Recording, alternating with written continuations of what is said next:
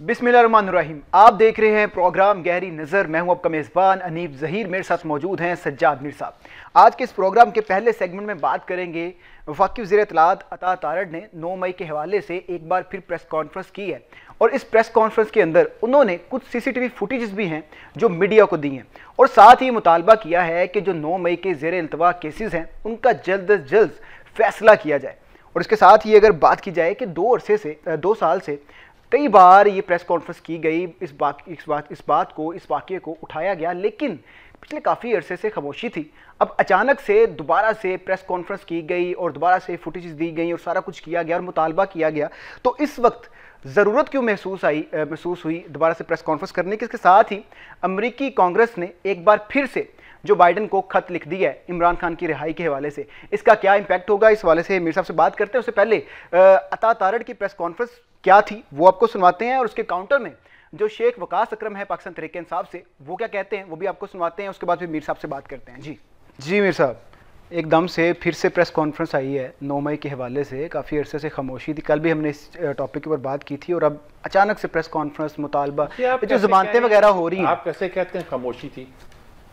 9 मई का जिक्र तो हर दूसरे चौथे दिन आता रहता है। ये तो हमारी एक मुतालबा आना है कि 9 मई की छुट्टी हुआ करे हर साल। अच्छा, यानी इतना जिक्र आता है इसका। बाकी ये वकास अकरम साहब ये एक नई एंट्री है हमारी सियासत में और मजेदार चीज है। कहते इतनी छोटी सी फुटिंग का फैसला, इतने बड़े मसले का फैसला छोटी सी फुटिंग से करेंगे। हाँ ठीक कह रहे हैं, इसके लिए 2.5-3 घंटे की फिल्म होनी चाहिए। फिल्म भी आ सकती है, ऐसी क्या बात है? अच्छा, देखिए ये सारे फजूल बातें हैं। मैं ये नहीं कहता कि 9 मई का वाकया कैसे हुआ कैसे नहीं हुआ, आप फैसला करें ना। आपको साल से भी ज्यादा वक्त हो गया, आप इसका मुकदमा नहीं चला रहे। क्यों नहीं चला रहे? पहले अदालतें अड़ी हुई थी, तय ही नहीं कर पा रही अभी तक कि किसी सिविलियन का मुकदमा फौजी अदालत में चल सकता है कि नहीं चल सकता। ठीक है, ये फैसला नहीं कर पा रही। कोर्ट का कसूर है ना। वो हमारी अदालतें, सिविल अदालतें, जिनको हम सर पे उठाते हैं, आसमान पर ले जाते हैं, उनका नंबर आलमी सतह पर 140 में से कोई 127वां 28वां आता है। उन सिविल अदालतों को तो हम बड़ा मान है हमें कि हमारी सिविल अदालतें बड़ी सिविल अदालतें हैं। और उसके मुकाबले में जो फौजी अदालतें हैं उनकी हम रेड लगाते हैं। सही है कि ये फौजी अदालतें ये क्या जाने, कोई ब्रिगेडियर क्या जाने, कोई कर्नल क्या जाने, इंसाफ क्या होता है। मैं नहीं कहता उनको पता होता है इंसाफ क्या होता है, लेकिन जहाँ सिक्योरिटी के मसाइल आते हैं उसके फैसले मिलिट्री अदालतें ही करती हैं। अच्छा, सीधी बात तो ये है। सही है। अच्छा, मैं ये भी नहीं कहता कि सिविलियन का अगर जुर्म जो है उससे सिक्योरिटी रिलेटेड है तो फौजी अदालतों को, इन एजेंसियों को, अदारों को, लोगों को पता नहीं चलता। अबू गरीब जेल में और ये क्या क्या होता रहा है हमारे यहाँ। इन लोगों ने क्या क्या नहीं किया, इंसाफ के नाम पर क्या क्या नहीं किया। सही है। और कैसे कैसे हीले बहाने निकाले हैं कि कहीं अमेरिका के कोर्ट उसमें इंटरवीन ना करें। उन्होंने बाहर अपनी अबू गरीब जेल बना दी। उन्होंने वो क्या अदारा था वो भी एक बाहर ही रखा हुआ था, इन सब लोगों को कैदी बाहर किया हुआ था ताकि कोई इंटरवीन ना कर सके। तो ये मसला नहीं है। सही है। मसला ये है कि 9 मई का जो मुकदमा भी है उस पर मुकदमा फैसला करना चाहिए, उस पर सजा देनी चाहिए, क्या करना क्या नहीं। तजब्जुब बेमानी है और तजब्जुब से ही शक पैदा होता है और इतने तजब्जुब के नतीजे के तौर पर भी बात इतनी फैली है। देखिए मुकदमा जब चलता है ना जी, तो छोटा मोटा आदमी भी हीरो बन जाता है। ठीक है। जब भुट्टो को इक़्तिदार से हटाया गया था तो पॉपुलर नहीं था। सही है। मुकदमा चला के आपने पॉपुलर कर दिया। सही है। और आप तो ये कह रहे हैं कि वो तो वाकया नहीं हुआ था। यानी अदालती फैसले में ये नहीं है कि वाकया नहीं हुआ था। अदालती फैसले में ये है कि इसकी सजा मौत नहीं हो सकती। लेकिन अब लोग कहते हैं जी देखो बेगुनाह, आपको तय ये करना है कि एक आदमी जिसने वजीर आजम है उसने एक काम का हुक्म दिया हो तो उसको सजा हो सकती है कि नहीं हो सकती है, क्योंकि वो तो एक तरह का कोलैबोरेटर है, मदद करने वाला है, खुद कत्ल करने वाला तो नहीं है। कानूनी नुक्ता ये है, आप कहते हैं वाकया नहीं हुआ। अब किस्सा ये है कि जूं जूं आप कानूनी प्रोसेस को लंबा करते जाएंगे, कैफियत जो फैलती जाएगी। सही है, सही है। अच्छा मीर साहब, जिस तरह ये रिहाई की बात चल रही है, यहाँ पर प्रेस कॉन्फ्रेंस हो रही है, इसके साथ ही अगर बात की जाए जो अमेरिकी कांग्रेस है, दूसरी बार फिर से जो बाइडेन को खत लिख दिया गया है, इसके साथ ही यूके के जो वज़ीर ख़ारजा है वो भी इस पर बात करते नज़र आ रहे हैं, और शीरी रहमान का भी एक बयान सामने आया है कि जो पाकिस्तान तहरीक-ए-इंसाफ है वो जो बैरूनी मुदाखलत है उसको बार बार दावत दे रही है। तो इंटरनेशनल लेवल पर बात तो होना शुरू हो गई है, बार बार हो रही है, दबाव पैदा होगा इससे पाकिस्तान के ऊपर? देखें जी, दबाव पैदा होगा। हम पूछ सकते हैं कि हम तो अपनी ज़बानें बंद रखते हैं कि तुम्हारी ज़बानों का हम क्या करें। हम तुम्हें तो नहीं कहते कि सूअर ना खाओ, खंजीर का गोश्त ना खाओ, शराब ना पियो, ज़बानें बंद रखो, क्यों मुंह खोलते हो और वो गंदी और खबीस चीज़ें खाते हो जिसके हम करीब नहीं फटकते। सही है। तो नहीं कहते, आपका कल्चर है, आपका मजाज है, जिसके मुताबिक आप जो करना चाहे कर सकते हैं। आप किसी कैथोलिक को अपना बादशाह नहीं बना सकते। क्यों? आप कहते हैं प्रोटेस्टेंट ही बादशाह होगा। हम अगर मजहब का नाम लेते हैं, आप मैं सुना देते हैं। बहरहाल वो तो लंबी बहस है। बहस ये है, ये भी देखा जाए कि जिन लोगों ने खत लिखे हैं उसके पीछे लॉबी कौन सी है। सही है। आप स्टडी क्यों नहीं करते कौन सी लॉबी है? आप ये क्यों नहीं देखते इंग्लैंड में खत लिखा गया है तो उसमें ग्लेडस्टोन फैमिली से ताल्लुक रखने वाले कितने लोग हैं?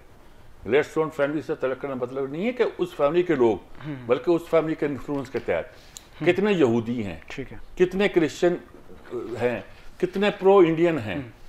देखिए वहाँ MNA अगर होगा तो ये तो लिखा होगा नंदी लाल है तो वो भी MNA है वहाँ का, ठीक है, प्राइम मिनिस्टर भी हो सकता है। वहाँ आप ये तो नहीं देखते कि कितने प्रो इंडियन है, कितने एंटी पाकिस्तान हैं। कुछ नहीं आप स्टडी करते। ठीक है, स्टडी करो यार पाकिस्तान में बैठकर। पाकिस्तान की यूनिवर्सिटियां क्या कर रही हैं? यहाँ कोई थिंक टैंक ही नहीं है जो स्टडी कर सके कि ये लोग हैं कौन, ये क्यों हमारे मामलों में दखल दे रहे हैं। इन्हें दुनिया में यूक्रेन नजर नहीं आ रहा, इन्हें दुनिया में गजा की पट्टी नजर नहीं आ रही, इन्हें फलस्तीन के मजलूम लोग नजर नहीं आ रहे, इन्हें कत्ल खून और बहाने का कश्मीर का नक्शा नजर नहीं आ रहा, इन्हें नजर आ रहा तो ये आ रहा है जी एक आदमी जेल में बैठा हुआ है, उसके हकूक की हिफाजत की जाए। ठीक है, कौन सी जमहूरियत है? तो फिर साहब ये जो यूके के वज़ीर ख़ारजा हैं उन्होंने बात की है कि फ़ौजी अदालतों के कोई शवाहिद नहीं पता चल रहे कि इमरान खान को फ़ौजी अदालतों के हवाले किया जाएगा, और इसकी जो सफाई दी है वो आज़म नज़ीर तारड़ से उनकी बात हुई है तो उस पर उन्होंने सफाई दी है। तो मतलब सफाइयाँ तो ये भी दे रहे हैं, अगर वो मुदाखलत कर रहे हैं मतलब ये कि उन्हें ज़रूरत क्या पड़ी थी ये मालूम करने की कि फ़ौजी अदालतों में मुकदमा चलेगा कि नहीं चलेगा? उनकी मालूमात का तालुम यह है कि उन मालूमात ये थी कि इराक के पास डिस्ट्रक्टिव वेपन्स है, यानी एटम बम है, और ये उनकी तहकीक का नतीजा था। बाद में मालूमात वो ये सारी तहकीक गलत थी। अच्छा, टोनी ब्लेयर पर यही नाम लगा ना कि उसने झूठ एक बात को फैलाया और उस पर तबार किया। और मतलब देखिए जवाब सवाल ये उनका काम नहीं है। सही है, वो अपने ऑर्बिट में रह के काम करें और उसमें रह के जिए। ठीक है, वरना उनके फैसलों से असरात की कहा करता था यासिर अरफात जो है भुट्टो के साथ है, फलां जो है भुट्टो का दोस्त है, फलां जो है वो भुट्टो को कुछ नहीं होने देगा। लेकिन जब होना होता है, रियासतों ने करना होता है, तो रियासतें इस पर झिझकती नहीं है। ठीक है, अब मेरे ख्याल में PTI को या किसी और को इस मुकदमे में अपनी कुव्वत जो है गैर मुल्की हुकूमतों या गैर मुल्की नुमाइंदों के हाथ में देने के बजाय पाकिस्तान में खुद अपने हाथ में लेनी चाहिए। ठीक है मीर साहब, इसमें मजीद बात कर लेते हैं। हमारे साथ स्टूडियोज में मौजूद हैं ब्रिगेडियर रिटायर्ड फारूक हमीद साहब, तो उनसे बात कर लेते हैं, उनसे जान लेते हैं। फारूक हमीद साहब तो बहुत दिनों के बाद हमारे हाथ लगे हैं और सवाल तो मैंने इनको तंग करने के लिए कुछ पैदा कर दिए थे। अच्छा, कभी ब्रिगेडियर और कर्नल जो हैं क्या वो इंसाफ नहीं कर सकते? ये बताते हैं हम क्या रास्ता है। क्यों जी ब्रिगेडियर साहब, क्या रास्ता इख्तियार करें? बिस्मिल्लाहिर्रहमानिर्रहीम, बहुत शुक्रिया मीर साहब, थैंक यू वेरी मच, आपने अपने प्रोग्राम में इन्वाइट किया।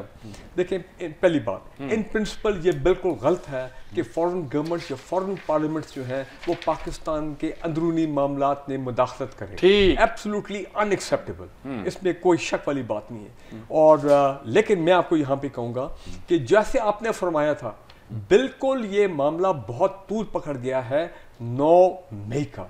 देखें लंदन में भी जब राइट्स हुए थे आज से चंद साल पहले, उन्होंने 2 हफ्ते में स्पेशल कोर्ट बना के जजेस बैठाए, डे टू डे क्या मिनट टू मिनट हेयरिंग करके उन्होंने लोगों को फारिग कर दिया, जिनको जेल देना था उनको जेल कर दिया, मामला ठीक हो गया। हाँ, मैं मानता हूँ कि कैपिटल हिल में वो जो ट्रंप के वक्त के ऊपर जो हंगामा हुआ था 4 साल पहले, उसमें भी उन्होंने लोगों को छोड़ा नहीं है। मामला उनका अपना लीगल सिस्टम है, उसने ज़रा थोड़ा लंबा टाइम लिया, लेकिन फिर भी वो लोगों की कन्विक्शन होगी।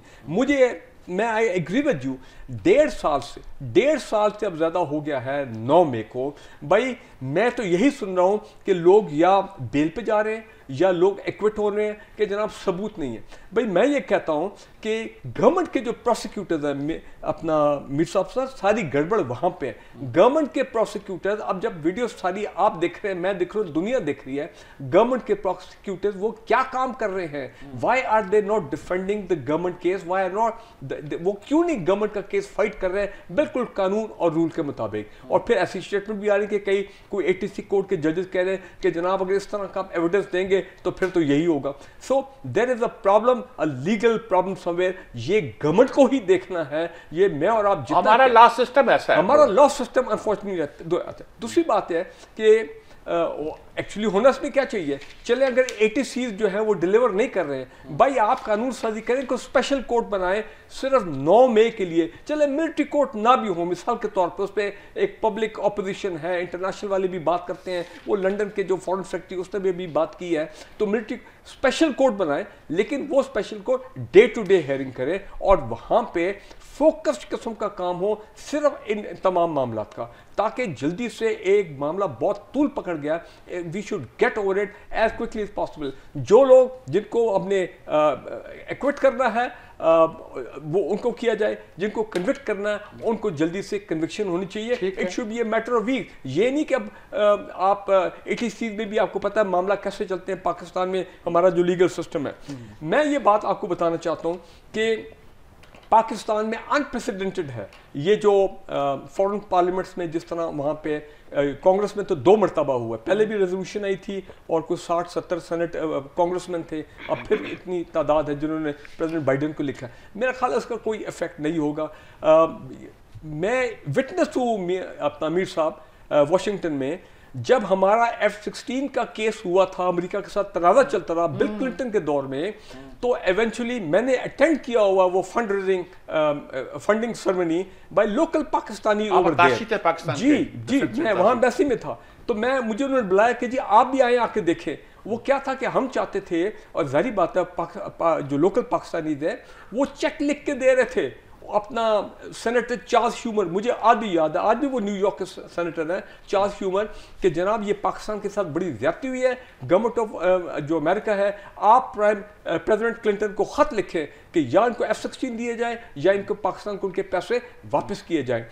तो मुझे तो पहले आइडिया नहीं था, मैंने देखा लोग चेक लिख रहे हैं और चार्ल्स ह्यूमर की तो मैंने कहा ये आपने क्या किया? उन्होंने कहा जी यहाँ वो असूल है, हमने जब भी अपने किसी कांग्रेसमैन सेनेटर से कोई चीज़ लिखवानी होती है, कोई काम करवाना होता है, पाकिस्तान के हवाले से कोई ऐसा इशू होता है, तो हम तो फंडिंग करते हैं। तो कहना मैं ये चाह रहा हूँ कि ये जो आपको बार बार कांग्रेसमैन सेनेटर्स अमेरिका में खासकर, क्योंकि अब वहाँ पे पाकिस्तानी डायस्पोरा बहुत स्ट्रांग हो चुका है, 11-12 लाख पाकिस्तानी है, they are a big political force, उनकी बात सुनी जाती है। वो जब अपने कांग्रेसमैन, चाहे वो जो भी उसकी बैकग्राउंड हो, वो जू हो, ज़ायनिस्ट हो, अंग्रेज हो, हिंदू बैकग्राउंड हो, वो फंडिंग करते हैं। जब वो फंडिंग करते हैं या लॉबिंग के थ्रू भी, फर्म के थ्रू भी पैसे देते हैं, तो फिर वो अपना जो वो चाहते हैं वो कांग्रेसमैन वो लेटर लिखने को तैयार हो जाता है। यही वजह है कि आपको बार बार ये चीज़ें जो है वो सामने आ रही हैं। लंदन में मुझे नहीं पता कि इस किस्म की चीज़ है या नहीं है,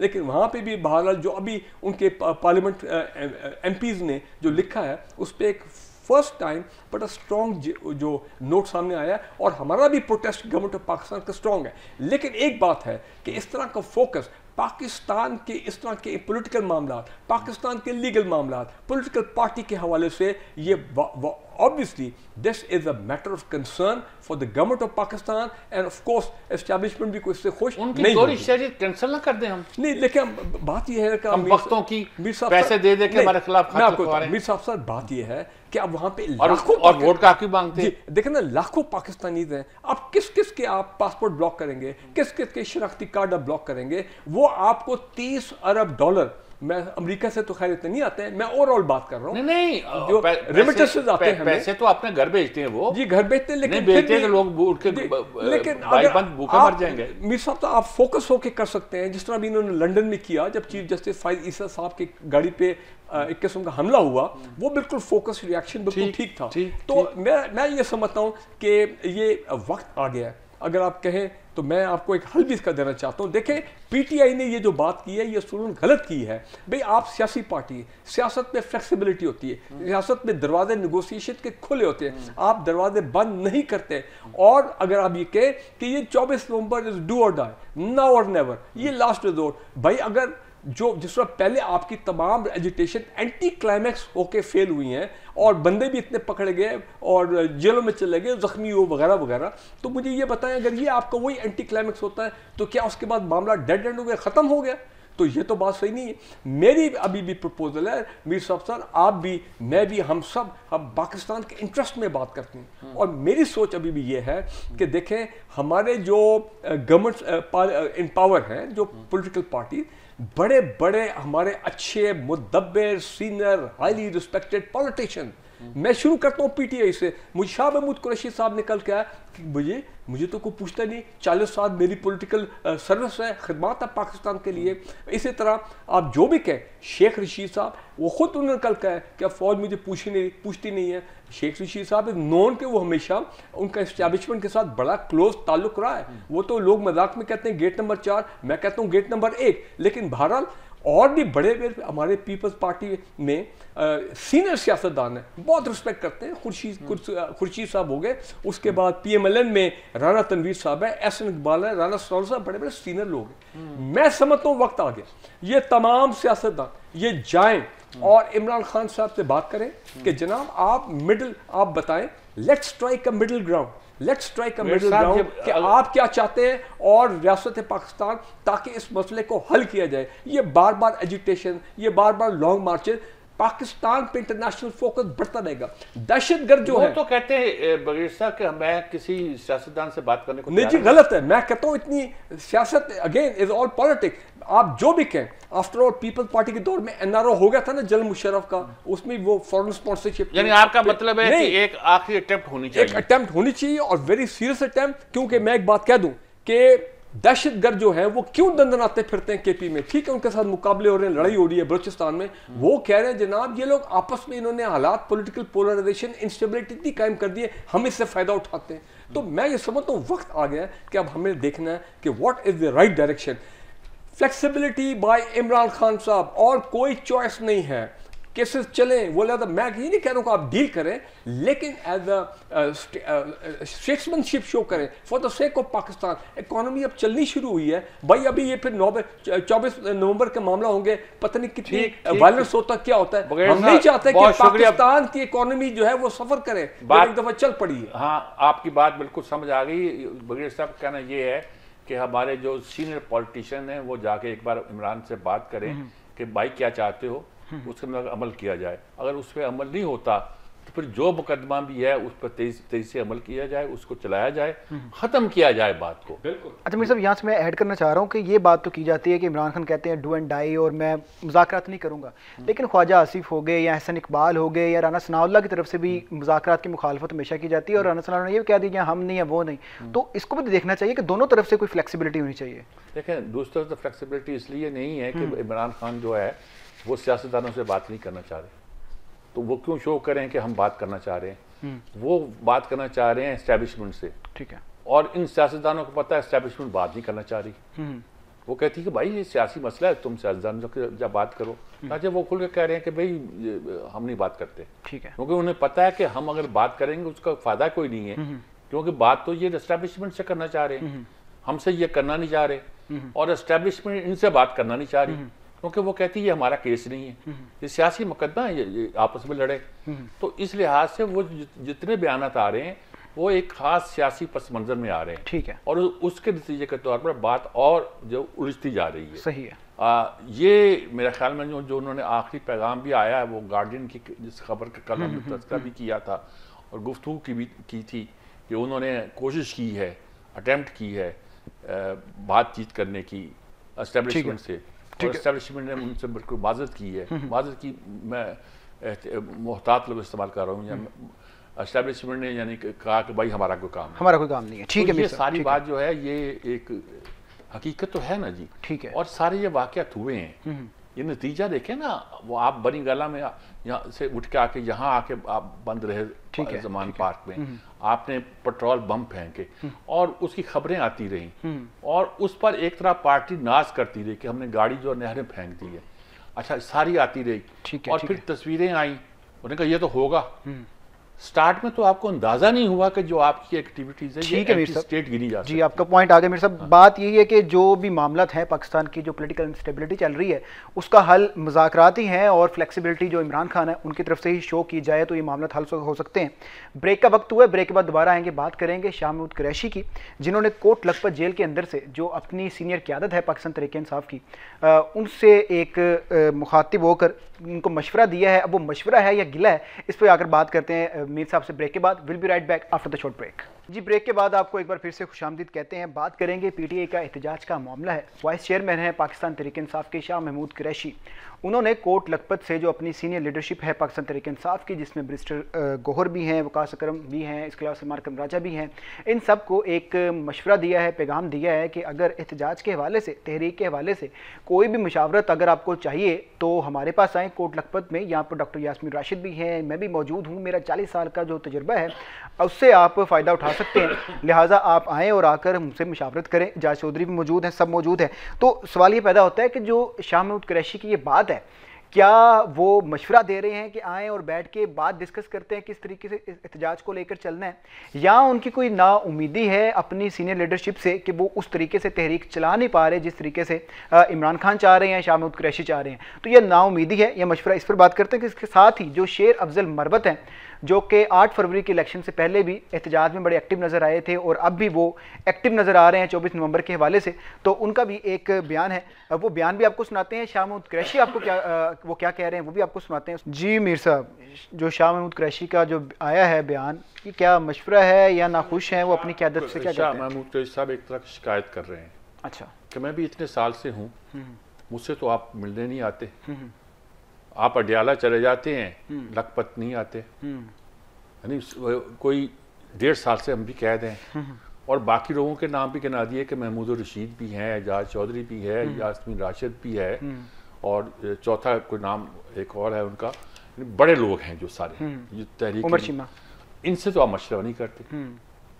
अच्छा, उनका शिकवा आज का नहीं है, उनका शिकवा उस ज़माने से था कि जब वो उनको पार्टी में शामिल किया गया था, तो जो पार्टी में शामिल करने के लिए आखिरी नेगोशिएशन करने के लिए गए थे, हफीज़ नियाज़ी गए थे, ठीक है, तो इमरान ने कहा था कि भाई उनको सब बातें ऑफर कर देना, नंबर 2 पोजीशन न देना, ठीक है, लेकिन मजबूरन आखिर नंबर 2 पोजीशन देनी पड़ी और इमरान इस पर खुश नहीं थे। सही है, इसका अंदाज़ा शाह महमूद कुरैशी को भी है। ठीक है, शाह महमूद कुरैशी छूट के आ गए थे और आते ही मिलने चले गए थे इमरान से। सही है, उनसे तवक्को थी कि इमरान उन्हें कहेगा लीड करो पार्टी को, यहाँ वो आप लीडर हैं, वो कुछ ज़्यादा लिफ्ट मिली नहीं। ठीक है, नतीजे के तौर पर उनको दोबारा गिरफ्तार किया गया और दोबारा गिरफ्तार करके उन्हें अंदर ही रखा गया कि कुछ इन क्रेडिबिलिटी कायम की जाए। ठीक है, क्रेडिबिलिटी क्या कायम होनी थी, पार्टी ने कुछ दाल ही नहीं डाली, घास नहीं डाली, उनका एक ही लीडर है ना इमरान, बाकी तो लीडर नहीं है। ठीक है, अब वो उसकी शिकायत कर रहे हैं कि भाई हम भी इतनी देर से जेल में हैं, बाकी लोगों के नाम भी गिनवा रहे हैं और उनको पुकारे हैं जो इस वक्त क़यादत है, जिनका पहले कहीं पीटीआई में नाम ही नहीं था। सही है, ना कोई अली गौहर का नाम था, ना ये बैरिस्टर ना उमर अयूब का था, ना ये बैरिस्टर गौहर का था, ना सलमान राजा का था, चौथा एक नाम और गिनवाया उसने, इनमें किसी के नाम नहीं थे कि ये पोलिटिकल लीडर हैं। सही है, उन्होंने कहा कि अच्छा इन लोगों को अगर फुर्सत हो, गोया कि ये क्या आदत है अब हमारी, तो आके ज़रा हमसे भी बात कर ले। ठीक है, यानी कि एक तरह शिकायत भी है। अच्छा शिकायत भी है, ये पॉइंट भी नोट किया जा सकता है कि इमरान खान से मिलने नहीं दिया जा रहा, तो वो कह रहे हैं कि इमरान खान से नहीं मिलने दिया जा रहा, मुझसे तो मिलने की इजाज़त है, मुझसे आके बात कर लें, मैं पार्टी मतलब ये ना ये कि मेरे पास आप आते ही नहीं हो। अच्छा, यानी मुझे आपने भुला दिया है। मेरे बेटे पे इल्ज़ाम लगा रहे थे और मेरे फैमिली को आपने कर दिया हुआ है। बेटा भी कह रहा है कि मैं पार्टी के साथ हूँ, मैं कहीं नहीं गया हुआ। ठीक है, जैन कुरैशी कह रहा है, लेकिन उस पर इल्ज़ाम लगा रहे हैं। है। मतलब ये है कि आप फैमिली को बिल्कुल डिस्कार्ड करना चाहते हो। यहाँ डिस्कार्ड कर दिया आपने कि आपका कोई ताल्लुक नहीं है इसके साथ। ठीक है, और यकीनी तौर पर बहुत मुश्किल पेश आएगी शाह महमूद कुरैशी दूसरे लोगों को। उनकी कॉन्स्टिट्यूंसी अपनी मजबूत है, शाह महमूद कुरैशी हो या यूसुफ रज़ा गिलानी हो, वो कॉन्स्टिट्यूंसी बल्कि गद्दियों की बेस पर बहाउद्दीन ज़िक्रिया मुल्तानी और मूसा पाक शहीद की गद्दी की बदौलत वो नुमाया हैं अपने अपने इलाकों में। ठीक है, लेकिन ये है कि उनको वहाँ डिस्कैरेज भी किया जा रहा है, डिस्कैरेज भी करते हैं। ठीक है, और वो अपनी जगह। ठीक है। अच्छा, मरवत साहब का जो आपका बयान है सामने आया है कि अलीमीन गंडापुर को बार बार टारगेट किया जा रहा है, 5-6 एहतजाज उन्होंने किए हैं। वो तो शेर अफजल मरवत की मुझे बात कभी समझ नहीं आई। अच्छा, वो जिस तरह बात करते हैं वो अंदाज ऐसा है कि कुछ भाता नहीं है, लेकिन वो ये है कि उन्होंने बड़ी बड़ी हिम्मत दिखाई थी जब पार्टी को जरूरत थी शुरू में, और उसके बाद पार्टी में इस तरह का शोर होगा किया और इतने सख्त बयान को कंटिन्यू किया कि एक बार इमरान को भी कहना पड़ा कि तुम चलो आराम से बैठो। वो लेकिन वो डटा हुआ आदमी है, वो जाता कहीं नहीं है। अब उन्होंने शाह महमूद कुरैशी का अली अमीन गंडापुर कह दिया कि जहाँ वो होगा हम उसके साथ खड़े उसके साथ होंगे। उनके कहने का ये मकसद भी है कि हम अगर आपको बुलाएंगे तो आपकी हिफाजत की जाएगी। घबराने की बात नहीं है कि वो नहीं आएगा। अच्छा, इसलिए हम भी मुश्किल में नहीं पड़ेंगे, हम भी मुश्किल में पड़ेंगे। ठीक है, शौकत बसरा हमारे साथ मौजूद हैं, पाकिस्तान तहरीक इंसाफ से, उनसे बात करते हैं। मीर साहब, इस हवाले से एहतजाज के हवाले से बात कीजिएगा। अस्सलाम वालेकुम बसरा साहब। जी वालेकुम सलाम सज्जाद मीर साहब। बड़ी ये उड़ी हुई बातें हैं, मुखालिफ भी उड़ा देते हैं, अपने भी कभी कभी गैर जिम्मेदारी की बातें करके कुछ ऐसी सूरत हाल पैदा कर देते हैं कि लगता है जैसे पार्टी के अंदर कोई लड़ाई हो रही है। 24 तारीख के हवाले से करना क्या नहीं करना, किस तरह करना है, कैसे करना है, क्यों करना है, इमरान कर रहे हैं कि नहीं कर रहे हैं, अरीबा खान कर रही हैं, उनकी बुशरा बेगम कर रही हैं, अली अमीन गंडापुर कर रहे हैं, या दूसरे लोग एतराज़ कर रहे हैं, मुखालफत कर रहे हैं, पता नहीं क्या क्या ऐसी ऐसी बातें सुनने में आ रही हैं। आप क्या कहते हैं सारी सूरत हाल के बारे में? सज्जाद मीर साहब, पार्टी के लीडर इमरान खान हैं, ठीक है, बाकी हम सब लोग वर्कर हैं, ठीक है, खा वो उनकी मिसेज हैं, खा उनकी बहनें हैं, खा कोई चीफ मिनिस्टर है, खा MNA है, खा MPA है, हम सब वर्कर्स हैं। और रही जहां तक बात उनकी मिसेज की, उनकी बहनों की, पाकिस्तान की वाहिद पार्टी है जिसमें कोई विरासत की सियासत नहीं है। ये तहरीक इंसाफ प्योरली अवाम की पार्टी है। ये कौन सा कोई लाड़काना की या रायविंड की पार्टी है जो नस्ल दर नस्ल आ रही है। लेकिन आप मुझे बताइए कि अगर खान साहब जेल में हो, उनकी बीवी को पकड़ा गया हो और वो भी 8 महीने बेगुनाह जेल काट के आई हो, बहनें किसी की हो, उनका भाई जेल में हो, तो क्या उसके लिए उनको स्ट्रगल नहीं करनी चाहिए और उनको उनका पैगाम नहीं पहुंचाना चाहिए? जब हालत ये हो कि 2 अपोजिशन लीडर सेनेट के, कौमी असम्बली के और पंजाब असम्बली के अपोजिशन लीडर मिलने के लिए जाएं, हदायत लेने के लिए उनको बाहर गिरफ्तार कर लिया जाए, तो फिर जाहिर है कि फिर उनको ये फ्रंट संभालना पड़ा और उन्होंने खान साहब का पैगाम दिया। किसी किस्म की कोई ग्रुपिंग नहीं है पार्टी में। जहां तक ये एक उड़ाया जा रहा है सोची समझी साजिश के ताबे कि जी बहनों के दरमियान या बुशरा बीबी के दरमियान कोई गलत फहमी है, एब्सोल्युटली नॉट। और ये प्रोपेगेंडा तो सज्जाद मीर साहब 2 साल से हो रहा है जी, पार्टी खत्म हो गई, पार्टी इज ओवर, पार्टी को कैंडिडेट नहीं मिलेगा, पार्टी इलेक्शन नहीं लड़ सकेगी, कोई कह रहा था 10 सीटें लेगी, कोई 15 सीटें लेगी। जनाब तमाम जो कैंडिडेट्स हैं वो इकट्ठे नहीं है। अभी सुनने में आ रहा था फॉरवर्ड ब्लॉक बन जाएगा। लेकिन तमाम बातों के बावजूद पाकिस्तान में इतनी बड़ी तब्दीली आई कि तमाम हरबों को नाकाम कर दिया अवाम ने, और अवाम ने सिर्फ एक ही नारा लगाया कि जान अल्लाह दी वोट खानदा। अब भी मैं आपको क्लैरिटी के साथ बता रहा हूं, कोई कन्फ्यूजन नहीं है। खान साहब का मैसेज बड़ा लाउड एंड क्लियर है और वो मैसेज बुशरा बीबी ने भी दिया है, उनकी बहनों ने भी दिया है, हमारे जो लोग जो वकला अंदर मिलकर आए हैं उन्होंने भी दिया है। अच्छा, ये शिकायत शाह महमूद कुरैशी साहब ने की है, कुछ शिकायत की है या मशवरा दिया उन्होंने कि भाई मेरा 40 साल का तजर्बा है, नाम लिए हैं कुछ आप लोगों के, सलमान राजा के और दूसरे लोगों के, हमसे भी मिलने आए, यहाँ देखिए ये बहुत से लोगों के नाम लिए कि एजाज चौधरी फलां ये गिरफ्तार हैं, महमूद रशीद वगैरह भी ये लोगों के नाम लिए हैं, ये हमारी राशिदा ये सब सारे गिरफ्तार हैं, कोई आके हमसे भी पूछ ले तो हम शायद अच्छा मशवरा दे लें। क्या मतलब था उनकी इस बात का? सज्जाद मीर साहब, सबसे पहले तो मैं मखदूम शाह महमूद कुरैशी जो वाइस चेयरमैन है तहरीक इंसाफ के, पूरी कौम की जानब से उनको सलाम पेश करता हूँ, उनकी जुर्रत को, दिलेरी को, उनकी वफा को, कि जिस तरह उन्होंने खान साहब के साथ वफा निभाई। और सिर्फ उनको नहीं, अभी आपने नाम लिया डॉक्टर यास्मीन राशिद साहबा का जो कैंसर सर्वाइवर है, महमूद रशीद साहब हैं, सरफराज उमर चीमा साहब हैं, एजाज चौधरी साहब हैं, हमारे वो कारकुनान जो आज भी पाबंद सलासल हैं, जो मिलिट्री की हिरासत में हैं, तमाम लोगों ने एक तारीख रकम की है, जबर जुल्म फिस्तायत के खिलाफ डट गए हैं। तो उनको सबसे पहले तो खराज तहसीन है तमाम वर्कर्स का और पूरे पाकिस्तान की जानब से कि उन्होंने इमरान खान, तहरीक इंसाफ और पाकिस्तान से वफा निभा रहे हैं। और उनका कसूर सिर्फ ये है कि वो तहरीक इंसाफ और इमरान खान के वफादार हैं, वो पाकिस्तान के वफादार हैं। उन्होंने प्रेस कॉन्फ्रेंस क्यों नहीं की, उन्होंने पार्टी छोड़ी क्यों नहीं है? क्योंकि जो जो पार्टी छोड़ता गया उनको जनाब 7 खून माफ हो गए, उनको नई पार्टी ज्वाइन करा दी गई, उनको नए इलेक्शन भी लड़वा दिए गए। तो 9 मई की भी हकीकत आपके सामने बयान रखना चाहता हूँ। शाह महमूद कुरैशी साहब बिल्कुल बहुत तजुर्बाकार सियासतदान है।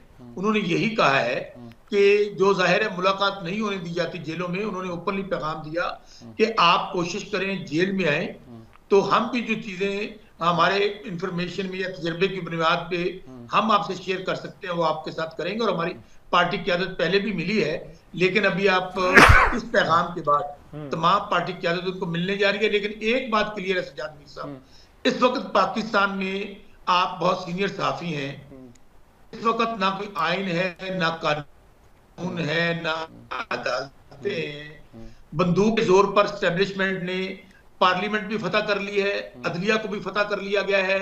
पाकिस्तान में जंगल का कानून है, किसी की मां बहन बेटी की इज्जत महफूज नहीं है, और ये तो पाकिस्तान की तारीख में कभी नहीं हुआ। तो इसलिए हम लोग इंशाल्लाह इमरान खान साहब की काल पर निकल रहे हैं, और उस वक्त तक हम लोग इस्लामाबाद बैठेंगे जब तक हमारी शराइत तस्लीम नहीं की जाती और जब तक इस नाजायज हुकूमत का खात्मा नहीं हो जाता। आप देखेंगे कि इंशाल्लाह अवाम का एक समंदर होगा। और ये जो अवाम पहले प्रोपेगेंडा करते थे कि तहरीक इंसाफ हिस्ट्री हो गई, आज अल्हम्दुलिल्लाह मैं ये चैलेंज के साथ कहता हूं कि इमरान खान, अल्लाह ताला को 100 साल की जिंदगी दे, जब तक इमरान खान जिंदा है जितना मर्जी जुल्म जबर फिस्तायत कर लें, लोग इमरान खान के साथ खड़े हैं। अगर शौकत बसरा को ये प्रेस कॉन्फ्रेंस करवा देंगे, ये अगर किसी हमारी और एमएनए एमपीओ को तोड़ लेंगे, किसी सीएम को भी अगर अली अमीन गंडापुर का बयान करवा देंगे या उनको अगवा करके तोड़ लेंगे, तो एक बात याद रखें, अगर इमरान खान मेरे ड्राइवर को या मेरे मुलाजिम को भी टिकट दे देंगे तो लोग इमरान खान समझ के उस ड्राइवर और मुलाजिम को वोट डालेंगे, जिस तरह उन्होंने साबित किया 8 फरवरी को कि जब हमारे तमाम कैंडिडेट्स जो मेन कैंडिडेट्स थे वो तोड़ दिए गए, उनसे प्रेस कॉन्फ्रेंस करवा दी गई, इसके बावजूद लोगों ने इमरान खान एक खंबे को टिकट दिया, वो भी कामयाब हो गया। इसलिए इंशाल्लाह ये जो प्रोपेगेंडा हो रहा है और ये जो पैनिक कर रहे हैं, मैं फिर कह रहा हूं, इस वक्त जो बाकी पार्टियां हैं, मुझे तो हमदर्दी है, जो नवाज शरीफ टोला है या जरदारी टोला है, ये तो अब सियासी मस्खरे कह लें, सियासी यतीम कह लें, सियासी अदाकार कह रहे हैं, ये सियासतदान तो रहे नहीं है। अगर नवाज शरीफ हार गया, अगर जरदारी की पार्टी हार गई, तो मुझे बताइए कि ये कौन सी सीटें जीते हैं। 17 सीटों के साथ शहबाज शरीफ जो हारा हुआ एक कैंडिडेट है उसको वजीर आजम बना दिया गया है, मरियम बीबी को वजीर आला बना दिया गया है। हर किसी को पता है, ये ओपन सीक्रेट है। चलें, आपकी बात जो सवाल मैंने किया था वो तो मुकम्मल आपने बहुत अच्छा वजाहत के साथ जवाब दिया, बहुत शुक्रिया आपका जी। देखें शौकत बसरा साहब तो बड़ी वजाहत के साथ कह रहे हैं कि इमरान ही असल आदमी है, उसी की आवाज़ पर लोग बैक कहते हैं और उसी के कहने पर आगे बढ़ते हैं और चलते हैं। ऐसे ही। अच्छा मीर साहब, जो ये बात की जा रही है कि हलीमा खान पैगाम पहुंचा रही हैं या बुशरा बीबी पैगाम पहुंचा रही हैं, तो बात तो बसरा साहब की बिल्कुल ठीक है कि जब 3 अपोजिशन लीडर मिलने जा रहे हैं तो उनको गिरफ्तार कर लिया जाता है, सारी लीडरशिप को गिरफ्तार कर लिया जाता है, तो कोई किसी ना किसी ने तो पैगाम पहुँचाना है। असल में ये सारी बातें बड़ी कंफ्यूज सी हैं। मैंने कुछ लोग कहते हैं कि जी केस का फैसला आएगा, बुशरा बीबी को सजा हो जाएगी, वो तो दोबारा जेल में चली जाएंगी, तो फिर पैगाम कौन पहुँचाएगा? उन्होंने कहा जी वो हलीमा खान आ जाएगी, वो पैगाम पहुँचाना शुरू कर देगी। उन्होंने कहा जी वो हो जाएगा, फिर क्या है? उन्हें कोई ना कोई वकील आ जाएगा, वो उनका तर्जमान बन जाएगा। तो ये सारी जो है ये गुफ्तगुएँ है जिसका ना डेमोक्रेटिक प्रोसेस से ताल्लुक है, ना मुल्क के आगे बढ़ने से ताल्लुक है, ना हमारे मसाइल के हल से ताल्लुक है। सही है ठीक है सारी बातें, कोई इसमें शक नहीं है, उस पर कोई शक नहीं, कुछ भी हो सकता है। 24 नवंबर को जो बात की जा रही है, अभी हमारे साथ जब ब्रिगेड सब मौजूद थे वो भी ये कह रहे हैं कि मुज़ाकरात की तरफ जाना चाहिए, ख़त्म करना चाहिए, लेकिन आपको लगता है कि 24 नवंबर तक कोई सूरत हाल निकल सकती है, कोई बात की मुज़ाकरात? क्योंकि जब कमेटी बनाई गई थी, कुछ भी हो सकता है, जो एहतजाजी कमेटी बनाई गई थी उसको इमरान खान ने मुज़ाकरात का हक भी दिया है कि वो मुज़ाकरात भी कर सकते हैं किसी के साथ करना चाहे तो। कुछ भी हो सकता है, लेकिन वो दिखावे का ही हो सकता है। यानी कि ये तो मुश्किल लगता है कि ये बात सामने आ जाए कि उस कमेटी के साथ कोई इस्टेब्लिशमेंट की गुफ्तगू हो रही है। यही आएगा कि सियासतदानों का एक जमात जिसका ताल्लुक जैसे ब्रिगेड साहब ने किया वो गुफ्तगू कर रहे हैं, ठीक है, तो इमरान क्या वो बात मान लेंगे? मान लेंगे तो दिखावे की बात ही है ना। ठीक है, ठीक है जी, बिल्कुल मीर साहब। 24 नवंबर तक देखते हैं कि क्या सूरत हाल बनती है पाकिस्तान तहरीक इंसाफ के एहतजाज के हवाले से। ब्रेक का वक्त हुआ है, ब्रेक के बाद वापस आएंगे, बात करेंगे VPN के हवाले से। उसको गैर शरई करार दे दिया गया पाकिस्तान में, लेकिन हमारे जो अशराफी हैं वो VPN इस्तेमाल करते हैं, तो क्या उनके ऊपर भी वो जो गैर शरई वाला कानून है, फतवा है, वो लागू होगा या नहीं होगा? इसके साथ ही एक अफसोसनाक खबर है कि निश्तर हॉस्पिटल है मुल्तान में, वहाँ पे एक HIV का मरीज़ था और उसका जो है था HIV, वो 30 मजीद मरीज़ हैं उनमें शिफ्ट हो गया, और इसके पीछे जो सारा मामला है वो हॉस्पिटल और डॉक्टर्स की गफलत है। इस पर बात करेंगे मीर साहब से। ब्रेक के बाद दोबारा हाजिर होंगे। Will be right back after the short break. जी, ब्रेक के बाद आपको एक बार फिर से खुशामदीद कहते हैं। पाकिस्तान में VPN को बाकायदा तौर पर बैन कर दिया गया है, और सिर्फ बैन नहीं किया गया बल्कि जो इस्लामी नजरियाती कौंसिल है उन्होंने फतवा भी जारी कर दिया है। लेकिन हैरानकुन बात यह है कि जो फतवा जारी किया गया है वो भी VPN का इस्तेमाल कर सोशल मीडिया ऐप जो X है उसके थ्रू ये जारी किया गया है। और इसके साथ ही अगर बात की जाए जो हमारे वज़ीर आज़म है या हमारे मुल्क की जितनी भी अशराफी है, वज़ीर दफ़ा की बात ले लें या जितनी भी जमातों के सरबराहान हैं, वो तमाम लोग VPN को इस्तेमाल करते हैं। और एक और बात कि जो अल्लामा ताहिर अशरफी साहब हैं जो कि चेयरमैन है पाकिस्तान उलमा कौंसिल के, उन्होंने VPN इस्तेमाल करके ट्विटर के ऊपर जाकर ये पैगाम दिया कि कुछ देर बाद फतवा आने वाला है VPN के बैन के ऊपर। तो क्या ये तमाम लोग हैं, सवाल ये पैदा होता है कि ये भी इस गैर शरई अमल के मुर्तकिब हुए हैं या इनको भी बाकी चीज़ों की तरह छूट है? उससे पहले हम बात करते हैं फवाद चौधरी का क्या कहना है इस मामले के ऊपर, और मौलाना तारिक जमील ने इस फतवे की मुखालफत की है, वो भी आपको सुनवाते हैं। जी मीर साहब, पहले इंटरनेट के मसाइल पाकिस्तान के अंदर चल रहे हैं, VPN के मसाइल भी पैदा हो गए हैं, ये क्या आपको लगता है किस तरफ जा रहे हैं? इस फतवे को आप कैसे देखते हैं? वैसे एडमिनिस्ट्रेशन ने भी ज़्यादती की है जो इसको इस्लामी नजरियाती कौंसिल के पास भेजती है। सही है, ये तो कह सकते थे गैर कानूनी है। ठीक है, कुंडा डाला ना, हाँ, बिजली की तार जा रही है, आप कुंडा डाल देते हैं। सही है। VPN और क्या है? आपका ये जो वाईफाई का लाइन है इसका एक्सेस नहीं हो रहा उसके जरिए, आपने कुंडा डाल दिया इंटरनेशनल सिस्टम में और इस लाइन को ले लिया। तो कुंडा डालना जिस तरह गैर कानूनी है, और ऐसी गैर कानूनी हरकत जो है ये ठीक नहीं होती। तो टेक्नोलॉजी का इस्तेमाल है, ये पेड भी होता है, पैसे दे के भी लोग नहीं, ऐसा कुंडा डाल दिया आपने, कुंडा डालना, ठीक है, बिजली के लिए, तो गैर कानूनी हरकत है। तो ऐसी गैर कानूनी हरकत को VPN से आप लेते हो तो चलिए आप गैर कानूनी कह सकते हो, आपने गैर शरई का लफ्ज जरूर इस्तेमाल करना था इस मामले में। देखिए, ये जो हम फर्क करते हैं कि ये सेकुलर है, ये दीनी है, ये दुनियावी है, वो इसलिए करते हैं कि हर मामले में फतवा लगाते फिरे।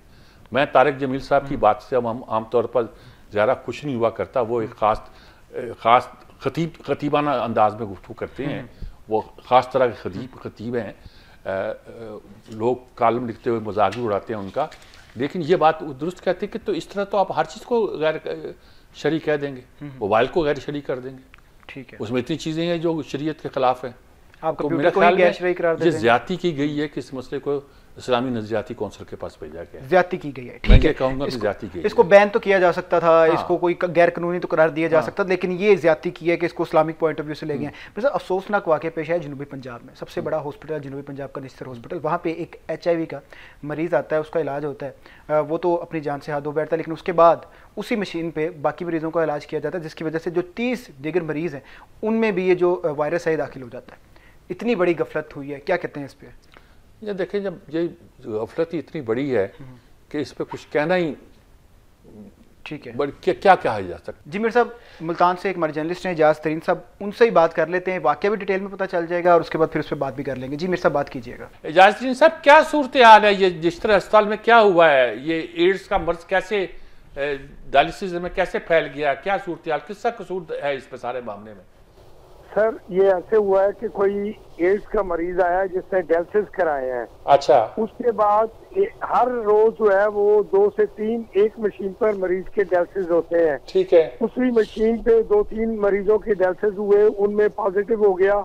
फिर वो कुछ दिनों बाद आए तो दूसरी मशीनों पे जैसे जैसे वो आते गए, कोई 25 से 30 लोग जो हैं, एक जराये के मुताबिक वो एड्स के वायरस उनमें मुंतकिल हुआ है। और इसमें जो जिम्मेदार है वो नेफ्रोलॉजी डिपार्टमेंट है। नेफ्रोलॉजी डिपार्टमेंट की गलती की वजह से इतने लोग जो हैं उनमें एड्स का वायरस मुंतकिल हुआ है। जब पंजाब हुकूमत ने इंक्वायरी कमेटी कायम की, इसमें जो MS जो है वो भी जिम्मेदार है, क्योंकि उन्होंने गवर्नमेंट को बताने की बजाय, हेल्थ सेक्रेटरी को बताने की बजाय उन्होंने इस वाक़े को छुपाने की कोशिश की। और अब जब पंजाब गवर्नमेंट ने इंक्वायरी कमेटी बनाई है तो मेरे जरा ये बता रहे हैं कि मिस्टर अस्पताल मुल्तान की इंतजामिया ने रिकॉर्ड को टेम्पर किया है ताकि कम से कम मरीजों को बताया जा सके कि एड्स के वायरस मुंतकिल हुए हैं। इनमें जितने लोग मुतासिर हुए इनमें आधी खवातीन और आधे जो है वो मर्द हैं।